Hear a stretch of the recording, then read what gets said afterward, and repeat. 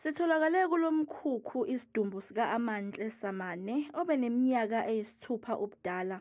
Umlenze owodwa ukhunyulwe abekugqokile.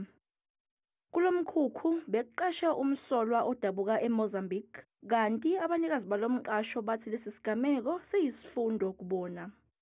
So sorry ukuthi man kube kanje yabona. Number 2 silenile ngevetting again ukuthi like umuntu momrentisela out the place. There has to be like something that will print share information yalo muntu. Yabona. So we so sad ukuthi izinto zibe the way zingakhona. Nathi manje impilo zethu akusekho mnandi. Umphakathi obuthukuthele ugane unwabu ubufuna kumudla lihlaza owesilisa osolwa ngokubalekisa umsolwa kule ndawo emva kwesigameko. Lo wesilisa usindiswe ukufika kwamaphoyisa. Bayasifeyila ayikho into abasenzela yona. Bayamthatha bayamhambisa.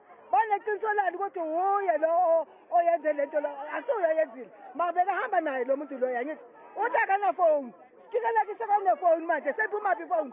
Yabani amaphoyisa azoza after sesibabambele labantu efanele bababambe. Thina sizozibambela bona.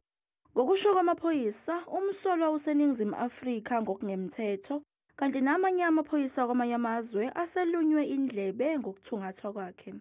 The passport confirmed that it is passport. The last time that he entered the country legally, it was in 2022-04-01. So he went back to Mozambique in 2022 December. According to the documents from Home Affairs, he's not supposed to be in this country. He's still at Mozambique. So we've spread what you know. We are engaging with the Interpol. That Interpol is international. So please, our borders work, and this is the person that we are looking for.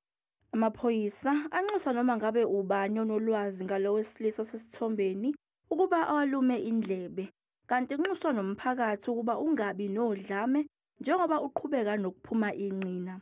Umndeni kaAmantle awukakayimemezeli imininingwane yomncwabo.